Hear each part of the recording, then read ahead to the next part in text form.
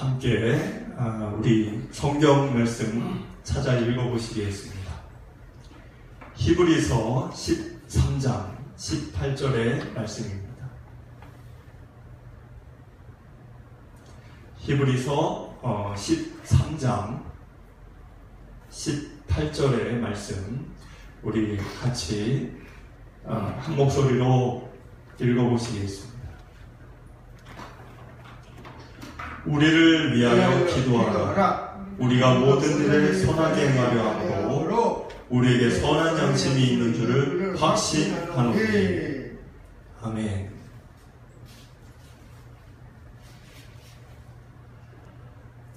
드디어 이제 히브리서 마지막 피날레 장면을 나누게 됩니다. 히브리인들에게 보내는 편지, 그것은 오늘날 살고 있는 그리스도인들에게 보내는 편지라고 우리가 여겨도 좋은 그런 글들이죠.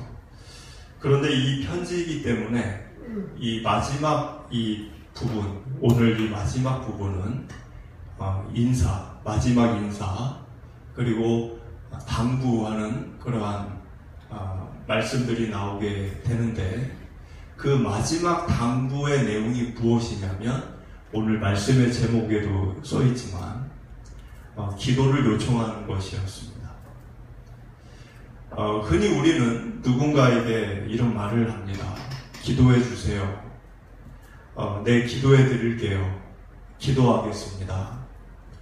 우리가 신앙인들이 갖고 있는 좋은 신앙적인 요청이고 또 관계고 또 그런 문화라고도 생각합니다. 헤어질 때 신앙 안에서 기도를 요청하고 또 그것을 기도하겠다라고 얘기하고 좋은 일들이죠.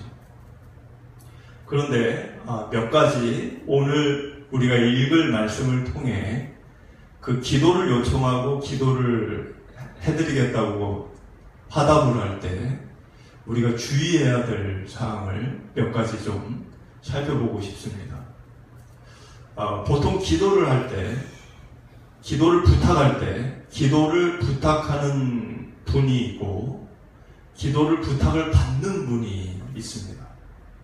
두 명인 거죠. 기도를 부탁하는 사람, 기도를 부탁받는 사람. 보통 여러분들의 경우는 이 둘 중에 대개의 경우 어디에 해당이 되는지 모르겠습니다. 물론 어떤 분들은 때로는 기도를 요청할 때도 있고 때로는 기도를 해드릴 때도 있고 기도 요청을 받는 경우도 있고 그런 분들도 있을 거고, 또 어떤 분들은 대다수의 경우는 기도를 요청하는 일들이 많은 분들도 있을 거고, 또 반대로 어떤 분은 기도 요청을 주로 받는 분들이 있을 것입니다. 목사인 경우는 어떨까요?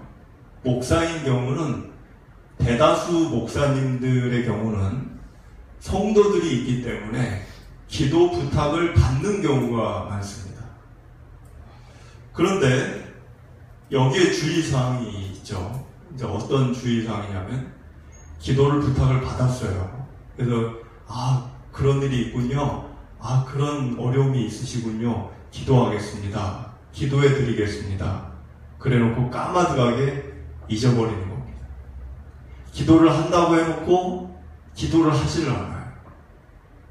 그냥 인사치레로 그냥 뭔가 도와는 드려야 될 것 같고 기도는 하지 않을 건데 이런 말이라도 해드리는 게 도움이 될 것 같아서 그런 것은 굉장히 주의해야 합니다. 그래서 우리가 기도 요청을 받은 경우는, 부탁을 받았을 경우는 가급적 그 당일날 기도를 해주는 게 좋습니다.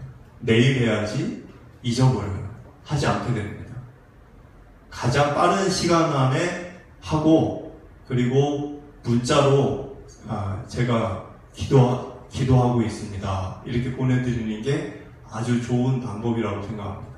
그렇지 않으면 내일만 지나도 어제 무슨 일이 있었는지 기억이 나지를 않아요. 목사님들이 주로 그런 실수를 많이 합니다. 너무 많은 부탁을 받다 보니 그런 점에서는 저도 좀 반성을 하게 되는데, 근데 목사만 그런 건 아니에요. 왜냐, 기도 부탁을 여러분들도 받으시니까. 여러분들도 주위 사람들을 위해 그런 마음으로 이렇게 기도를 해주시면 좋을 것 같습니다. 그런데 반대의 경우가 있죠. 기도를 부탁하는 경우. 내가 기도를 부탁을 하는 경우 무엇을 주의해야 할까? 오늘 말씀 18절을 보면 이런 글이 있죠. 우리가 읽었지만 우리를 위하여 기도하라. 이 얘기는 기도해 달라는 거예요. 기도 요청을 한 겁니다. 기도해 주세요. 그거와 같은 거예요. 기도하라. 그러면서 뒤에 뭐가 쓰여져 있죠? 우리가 모든 일에 선하게 행하려 함으로 우리에게 선한 양심이 있는 줄을 확신하노니.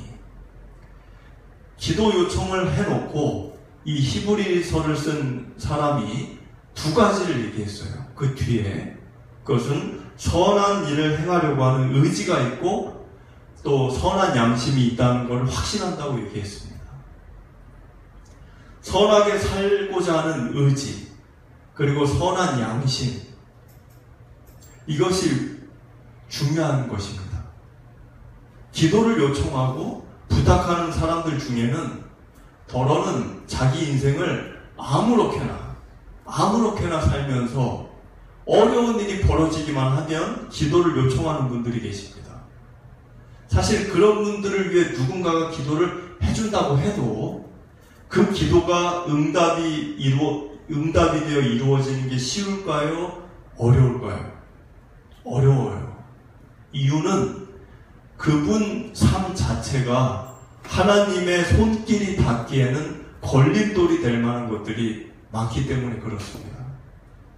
선하지 못한 삶, 선하지 못한 의지, 선하지 못한 양심, 그거를 갖고 있는 분이 누군가에게 기도 부탁을 한다고 한들 그 기도가 이루어지기가 어렵다는 거예요. 하나님은 선하지 않은 사람에게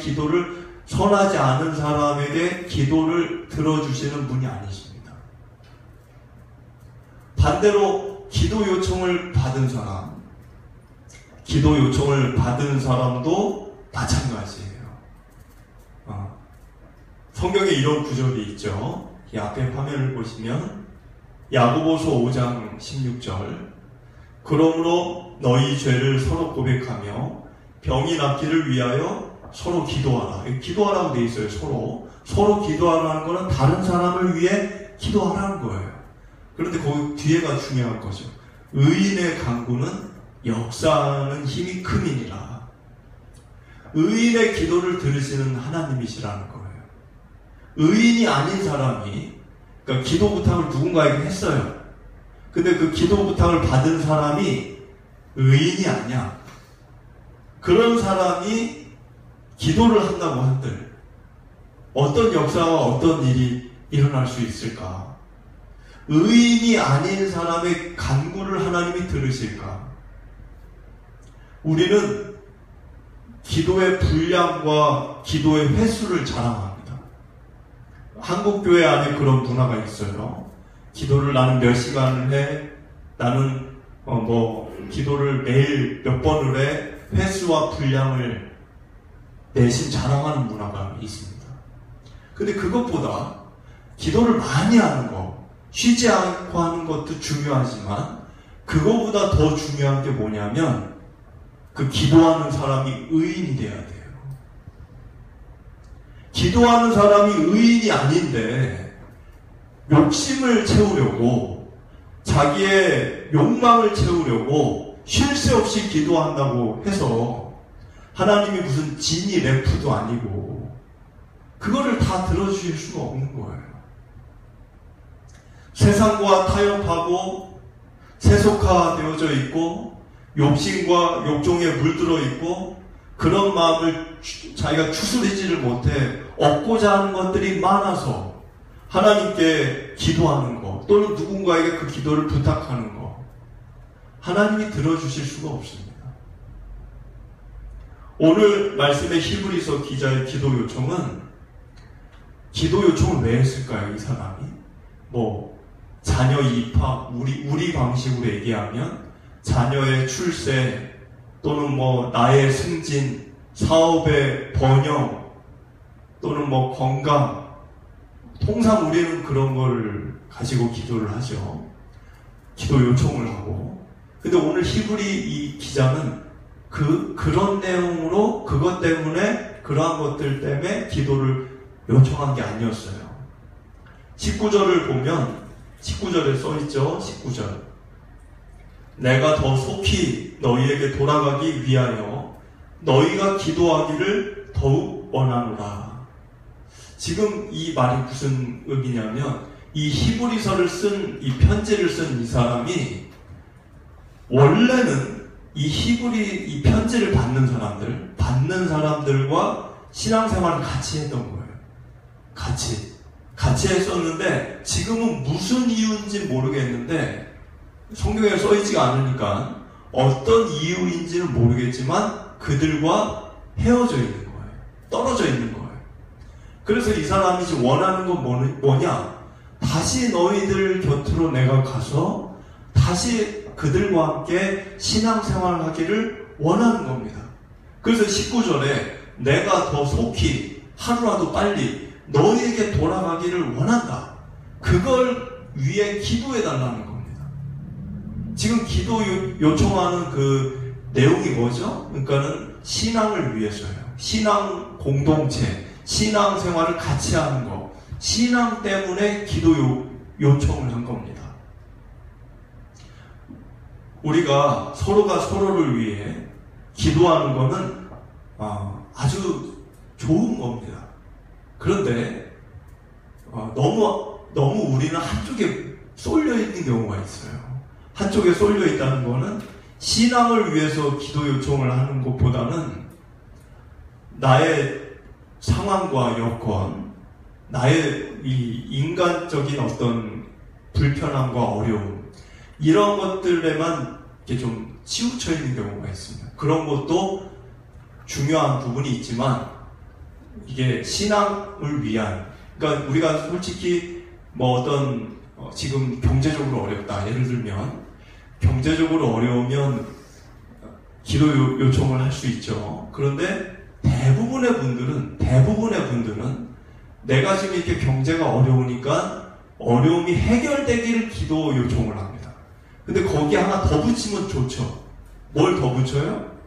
어려움이 해결되기를 원하고, 또 하나는 그 경제적인 어려움 때문에 내 신앙이 약해지지 않도록 기도 요청을 하는 겁니다. 근데 대부분의 분들은 이 두 번째를 요청을 안 하세요.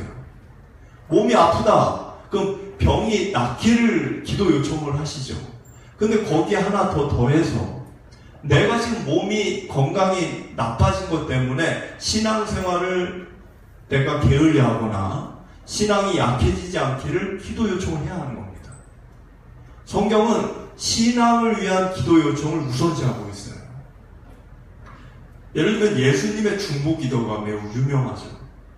예수님이 중보기도를 하신 장면은 대표적인 게 요한복음 17장입니다. 이 요한복음 17장은 여러분들 읽어보시면 알겠지만 17장 전체가 중보기도예요. 중보기도. 예수님이 기도한 장면이에요. 전체가. 한 장 전체가.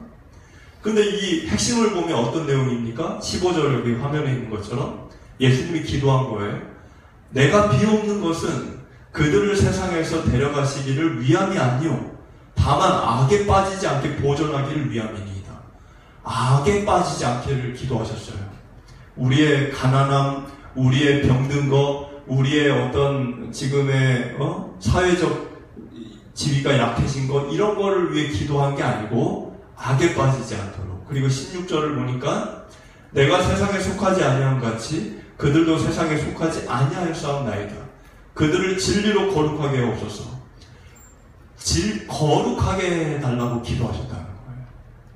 그리고 그렇게 기도를 하신 거죠. 그래서 예수님의 기도의 핵심은 신앙에 있었어요. 신앙. 악에 빠지지 않게 그리고 거룩해지기를. 우리의 기도도 자기 자신을 위해 기도할 때도 그게 필요합니다. 남에게 기도 부탁이 아니라 내가 나를 위해 기도할 때도 지금 어려움이 늘 있죠. 어려움이 없을 때가 있습니까? 그게 정도의 차이지. 어려움은 늘 있죠. 그런데 그 어려운 문제를 해결해 달라고 기도하는 것보다도 예수님의 마음으로 기도하는 게 필요해요. 이 일 때문에 내가 악에 빠지지 않기를. 어려우면 악에 빠질 수 있어요. 힘들면 거룩을 버릴 수 있어요. 그거를 위해 우리가 기도를 해야 하는 겁니다. 그 다음에 이 문제를 해결해 주시기를 기도하는 거죠. 그런데 한국 교회 안에 잘못된 문화는 문제 해결만을 기도한다는 거예요.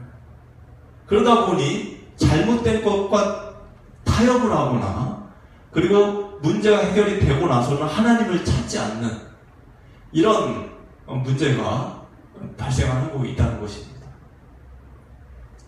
그리고 기도의 응답이 되려면 내게 주어질 축복, 영광도 포기할 수 있어야 합니다. 우리는 기도하면 뭐 축복받고 뭐 영광 누리고 그것만 생각하죠. 근데 기도가 응답이 되려면 그걸 포기할 마음이 있어야 된다는 거예요. 역설적이게. 모세의 중보 기도가 유명합니다. 이 출애굽기 32장을 보면 이 장면은 이제 모세가 그 시내산에 하나님을 독대하러 올라갔을 때 이 산 아래에 있는 백성들이 난장판이 벌어진 거죠. 우상을 숭배하고 그 금을 가지고 송아지를 숭배하고 난리가 났어요. 근데 그 장면이 벌어졌을 때 하나님은 이 모세하고 백성들을 어떻게 거룩하게 앞으로 잘 이끌어갈까 그 논의하고 있는 중에 백성들은 전혀 엉뚱한 하나님을 내팽개치고 송아지를 숭배하고 있었다는 거지. 그래서 하나님이 화가 납니다. 지금 이 백성을 거룩하게 이끌라고 심도 깊은 논의를 하고 있는데 아래에서는 뭐 하나님을 버린 거죠. 그래서 하나님이 무서운 생각을 하셨어요. 이때 이스라엘 민족을 지구상에서 아예 없앨 생각을 하셨어요. 그 장면을 보면 11절에 모세가 그의 하나님 여호와께 구하여 이르되 여호와여 어찌하여 그 큰 권능과 강한 손으로 애굽 땅에서 인도하여 내신 주의 백성에게 진노하시나이까? 왜 저 백성을 다 죽이려고 하냐? 그걸 얘기한 거예요. 12절 어찌하여 애굽 사람들이 이르기를 여호와가 자기의 백성을 산에서 죽이고 지면에서 진멸하려는 악한 의도로 인도해 내었다고 말하게 하시려 하나이까? 주의 맹렬한 노를 그치시고 뜻을 돌이키사 주의 백성에게 이 화를 내리지 마옵소서. 그러니까 하나님이 칼을 빼들었는데 그 칼을 빼든 하나님 앞에 모세가 육탄방어를 한 거예요. 육탄방어. 하나님 죽이지 마세요. 죽이면 이게 말이 됩니까? 그럼 애굽 사람들이 자기 백성을 산에 데려와서 죽이려고 데려왔다고 그러지 않을 겁니까? 그 말을 이렇게 했어요. 그 말이 일리가 있죠. 근데 그 말이 일리가 있어서 하나님이 칼을 거둔 게 아니에요. 이 말을 하기 전에 하나님이 모세에게 제안했던 게 있었습니다. 뭘 제안했을까요? 그 앞절이에요. 32장 10절. 하나님이 이런 말을 했어요. 이거 하나님이 하신 말이에요. 그런즉 내가 하는 대로 가만 두라는 거예요. 내가 저 백성을 죽이게. 내가 그들에게 진노하여 그들을 진멸하고 너를 큰 나라가 되게 하리라. 하나님이 모세에게 뭘 얘기한 거예요? 쟤네들은 다 이제 죽이고 너를 내가 왕으로 삼아서 너를 큰 민족으로 영광과 축복을 너에게 주겠다고 얘기한 거예요. 자, 모세는 뭘 경험했죠? 이 장면에서? 여러분들과 제가 경험하지 않은 걸 경험했어요. 뭘 경험했어요? 홍해 바다를 가르는 걸 봤어요. 그리고 10가지 재앙을 하나님이 일으키는 걸 두 눈으로 봤어요. 하나님이 하신 말은 반드시 이루어진다는 걸 알아요. 그게 어떤 일이든. 의심의 여지가 없어요. 그러면 신앙이 좀 잘못된 사람 같으면 하나님에게 딜을 할 수 있습니다. 거래를. 하나님 그래요? 그러면 저 애굽 파라오 왕 자리를 저에게 주세요. 그리고 이 백성을 죽이세요. 그리고 저를 통해 새로운 나라를 만드세요. 딜을 할 수 있어요. 자기의 영광과 축복을 원하는 사람이면. 근데 모세는 어떻게 했다는 거예요? 하나님이 제안했던 영광과 축복을 일말에 다 그냥 거절을 한 겁니다. 하나님 그거 필요 없습니다. 차라리 나를 죽이세요. 저 백성들을 왜 죽이십니까? 여러분, 기도의 응답은 자기에게 주어질 영광과 축복을 포기할 수 있는 각오가 있는 사람에게 응답이 이루어지는 거지, 하나님이 아무 사람의 말이나 다 들어주는 게 아니에요. 그 말이 맞고 틀리고 문제가 아니에요. 하나님의 그 제안했던 축복을, 인간적인 영광을, 인간적인 축복을 내가 얼마든지 포기하고서라도 하나님께 요구할 수 있는 기도가 있다면 하나님은 그 기도에 주목을 하신다는 겁니다. 20절로 우리가 넘어가겠습니다. 20절을 보시면, 양들의 큰 목자이신 우리 주 예수를 영원한 언약의 피로 죽은 자 가운데서 이끌어내신 평강의 하나님이, 양들의 큰 목자라고 돼 있죠. 예수님이. 여러분들, 목자가 아닙니다. 어떤 분들은 목사가 목자라고 이렇게 자칭 이렇게 얘기하기도 하고 뭐 그러는데, 목사는 참 목자도 아니고 큰 목자도 아니고, 목사는 그냥 참되신 진정한 목자이신 예수님의 일을 거들며 도울 분이에요. 진정한 목자는 예수님 한 분입니다. 그래서 우리가 그 예수님을 향해 가는 것이 목사의 말에 향해 가는 게 아니라, 목사 말을 우리가 뭐 순종을 해야 되겠지만 예수님의 말에 더 귀를 기울여야 되는 거죠. 근데 그 예수님을 여기 설명하는 거는 영원한 언약의 피로 죽은 자 가운데서 이끌어내신 분이라고 되어 있어요. 그러니까는 영원한 언약의 피, 이 히브리서에서 강조됐던 것이 새 언약이죠. 예수님은 옛 언약을 그만 종료하시고 새 언약을 성취하시기 위해 오신 분이라고 히브리서는 누누이 강조하고 있습니다. 그 새 언약이 뭐죠? 새 언약은 예수님을 믿는 이들의 마음에 성령님이 역사하셔서, 옛날에 율법이 종이나 돌에다가 새긴 게 그런 것이 아니라 이제는 성령님이 우리 마음에 오셔서 우리의 영혼 안에, 우리의 마음 속에 하나님의 말씀을 새기는 거죠. 그게 새 언약이에요. 그 언약은 영원한 예수님의 피로 체결이 된 영원한 언약입니다. 그런데 그 언약을 이끌어내신 분이 이제 아버지 하나님이신데, 여기 그 아버지 하나님을 평강의 하나님이라고 이제 서술하고 있죠. 평강이라는 말은 에이레네 이런 말인데, 화목, 평화 이런 뜻입니다. 그런데 이 일은 예수님으로 인해 이루어진 일이에요. 하나님은 우리에게 평강의 하나님이 아니었어요. 원래는 하나님과 우리는 평강의 관계도 없었고 평강의 하나님이 아니었다는 거예요. 우리에게는 무서운 하나님일 뿐이죠. 근데 예수님이 새 언약을, 영원한 언약을 자신의 죽음을 제물로 내어드림으로 하나님은 우리에게 평강의 하나님이 된 겁니다. 그 평강의 하나님이라는 이 에이레네, 화목이죠. 하나님과 우리의 관계가 화목해졌다는 거예요. 누구로? 예수님의 그 대속의 죽음, 피로 인한 맺어진 새 언약, 그로 인한 그 새 언약이 성취된 이들, 성도들이죠. 뭐 예수님을 안 믿는 이들에게는 여전히 하나님은 평강의 하나님이 아니에요. 그들에게는. 그러니까 이 일이 성취된 성도들, 그들에게 있어서는 평강의 하나님이시라는 거죠. 그리고 21절을 보면, 모든 선한 일에 너희를 온전하게 하사 자기 뜻을 행하게 하시고 그 앞에 즐거운 것을 예수 그리스도로 말미암아 우리 가운데서 이루시기를 원하노라. 영광이 그에게 세세 무궁토록 있을지어다. 아멘.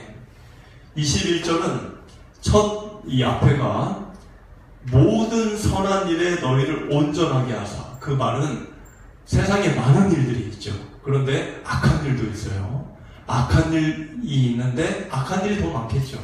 그런데 선한 일에 여러분들이 무감각해지거나 무뎌지는 게 아니라 온전한 기능을 하는 선한 일을 여러분들이 봤을 때 나도 저 선한 일에 참여하고 싶어. 그 마음이 온전하게 가동이 되게 그런 이들이 되기를 원하다는 거고 자기 뜻을 행하게 하시고 그 말은 하나님의 뜻을 수행하는 수행자가 되기를 원했다는 거예요.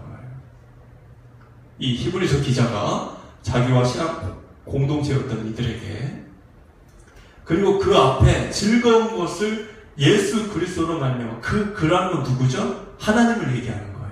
그러니까 하나님 앞에 즐거운 것, 그러니까 하나님이 좋아하는 거, 하나님이 기뻐하는 거, 그거를 예수님으로 인해서 너희들이 이루기를 원한다는 거예요. 21절을 보니까 예수 그리스도로 말미암아 우리 가운데에서 이루시기를 원하노라. 근데 이 단어를 잘 보셔요. 너희들이 이루기를 원한다라고 되어 있습니까? 아니면 이루시기를 원한다고 되어 있어요. 이루시기를. 이 차이가 뭐죠? 너희가 이루기를 원한다. 그러면 누가 하는 거예요? 성도들이 하는 거예요. 그런데 이루시기를 원한다. 그럼 누가 하는 겁니까? 하나님이 하는 거예요. 그러니까 이 말은 뭐냐면 여러분들이 21절에 2, 3 선한 일에 여러분들이 참여하고 하나님의 뜻을 이 땅 가운데 수행을 하고 그리고 하나님이 기뻐하는 일을 예수 이름으로 이루는 거 이거는 여러분들이 하는 게 아니에요. 여러분들이 할 수 없어요. 그래서 우리가 불교와 다른 거예요. 우리는 우리 수행을 하든 어떤 교훈을 어떤 도를 터득을 하든 해서 우리가 뭘 하는 게 아닙니다. 우리가 할 수 있는 게 아니에요. 하나님이 하시는 거예요. 그럼 여러분이 나는 할 게 없네? 그럼 나는 뭐 할 게 없다는 거야? 나 가만히 있으면 되는 거야? 하나님이 다 한다는데? 이렇게 생각하면 또 안 되는 거죠. 여러분들이 해야 될 건 뭘까요? 여기서. 하나님이 다 하시는 거예요. 근데 여러분들이 해야 될 건 뭘까요? 여러분이 하는 거는 하나예요, 하나. 하나님이 나에게 그 일을 이루실 거를 믿는 거죠. 믿고 그 일에 여러분들 내어드리는 겁니다. 내어드린다는 게 좀 추상적이죠. 내어드린다는 게 뭘까요? 여러분들 살다 보면은 선택의 기로에 놓일 때가 많습니다. 아마 예배 끝나고 여러분들 나가시면서부터 선택을 해야 돼요. 예를 들어 누가 나에게 욕을 해요. 누가 갑자기. 그럼 내가 선택을 해야 돼. 같이 욕을 해? 아니면 그냥 웃으면서 친절하게 이거를 얘기를 해? 이거 선택을 해야 되잖아요. 근데 그때 이 내 마음에 두 가지의 양심이 싸웁니다. 악한 마음이 있고 선한 마음이 있어요. 교회를 다니시니까 아무래도 선한 마음이 어느 정도 있어요. 두 가지가 내 안에서 소리를 냅니다. 그때 그 선한 아까 그 선한 양심을 위해 기도해달라고 그랬죠. 선한 양심이 내 안에 있다는 걸 확신한다고 그랬죠. 이 기자가. 그 선한 양심의 소리에 여러분들 내어드리는 거예요. 내어드린다는 게 그런 거예요. 악한 거에 내 마음을 내어놓지 말고 선한 내 마음속에 어딘가에 선한 마음이 있잖아요. 내 마음 안에. 거기에 나를 내어놓는 거예요. 그러면 그 일은 누가 이루세요? 하나님이 이루세요. 나는 거기에 동의만 하면 하나님이 나를 아까 이 21절 선한 일에 너희를 온전하게 하고 하나님의 뜻을 수행하게 하고 하나님이 기뻐할 만한 일을 예수 안에서 이루는 일 하나님이 하신다는 거예요. 여러분들이 하는 일은 마음에 선한 그 양심이 나에게 얘기하는 거에 그냥 여러분들이 마음을 얹히시고 내어놓는 일만 하는 겁니다. 그런데 거꾸로 악한 마음이 소리를 팍 지르는데 그 악한 마음에 나를 내어놓으면 그러면 21절의 일은 이루어지지가 않습니다.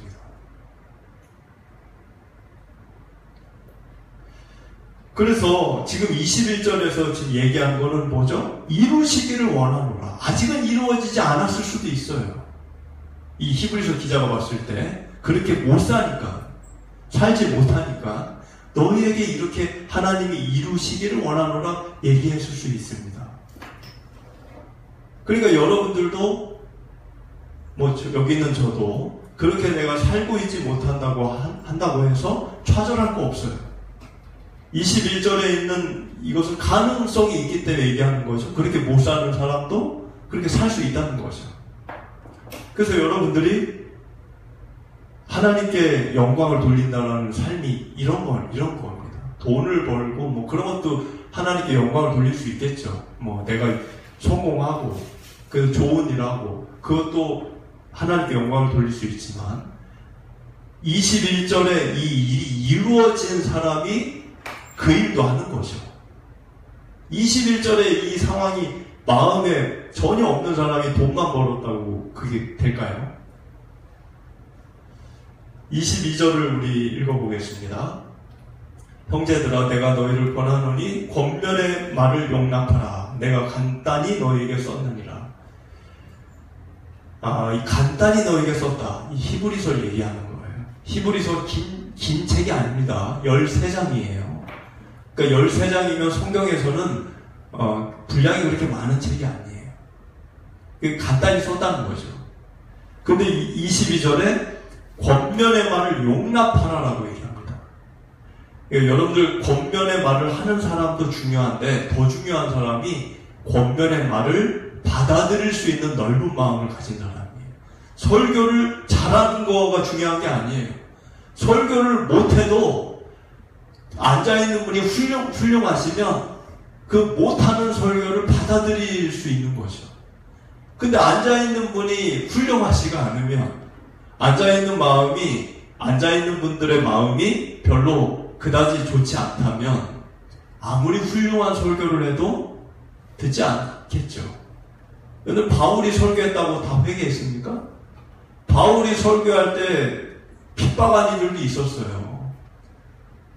아무리 설교를 잘해도 듣는 이의 마음이 그만큼 중요하다는 겁니다. 23절을 보면 우리 형제 디모데가 놓인 것을 너희가 알라. 그가 속히 오면 내가 그와 함께 가서 너희를 보리라. 디모데 많이 들어보신 인물이죠? 근데 여기 디모데가 놓인 것을 너희가 안다고 돼 있어요. 이 놓인 거라는 거는 감옥에 있다가 나왔다는 얘기입니다. 근데 디모데가 왜 감옥에 갔는지는 모르겠어요. 왜 성경에 써있지 않기 때문에. 근데 이 디모데가 감옥에서 풀려났다는 거예요. 그래서 그와 함께 너희에게로 한번 가겠다는 얘기를, 너희를 만나러 가겠다는 이야기를 한 겁니다. 24절을 보면 너희를 인도하는 자들과 및 모든 성도들에게 문안하라. 이달리아에서 온 자들도 너희에게 문안하느니라. 이달리아는 이탈리아를 얘기하는 거예요. 이탈리아. 지금의 로마가 있는. 그럼 이탈리아 성도들인지 이탈리아에 살고 있는 성도인지 아니면 다른 지역에 있는 이탈리아계 그런 이주민 성도들인지 이건 모르겠어요. 근데 어찌되었든 그들과 함께, 그 이탈리아 성도들과 함께 너희들을 문안하러, 너희들에게 문안을, 인사를 드린다는 거예요. 여러분들 성도와 성도 안에 이렇게 안부를 묻는 거 지금 굉장히 중요하니까 여기다 썼겠죠. 여러분들도 성도와 성도 안에 안부를 묻고 걱정하는 마음이 있어야 합니다. 그게 공동체예요. 그리고 마지막 25절, 은혜가 너희 모든 사람에게 있을지어다. 은혜가 어떤 이들 속에 함께하기를 바랬을까요? 지금 이 당시에 있는 이 사람들, 배교의 유혹과 핍박에 있는 이들입니다. 그런 이들에게 은혜가 있기를 원했다는 거예요. 배교를 해야, 기독교를 버린, 신앙을 버릴 만큼 핍박과 유혹이 있는 이들에게 주의 은혜가 함께하기를 빌고 있다는 거죠. 지금의 세상도 다르지 않아요. 늘 우리 믿음을 흔드는 유혹과 핍박이 있습니다. 여러분 서로가 서로에게 그 와중에서도 믿음이 지켜지기를 영원하고 바라며 하나님의 은혜를 여러분들 서로 간에 빌어주고 간구하고 그래야 될 것입니다. 먼저는 여러분 자신이 그 은혜를 누리시기를 바랍니다. 여러분 자신이 은혜를 누리지 않으면서 다른 누군가에게 은혜를 빌어준다는 것은 상당히 어려운 일이에요. 먼저는 여러분들이 충만하게 넉넉하게 그 은혜를 누리시고 그리고 여러분들의 자녀에게, 친구에게, 직장 동료에게, 이웃에게 또 교우에게 그것을 빌어줄 수 있게 되기를 소원합니다.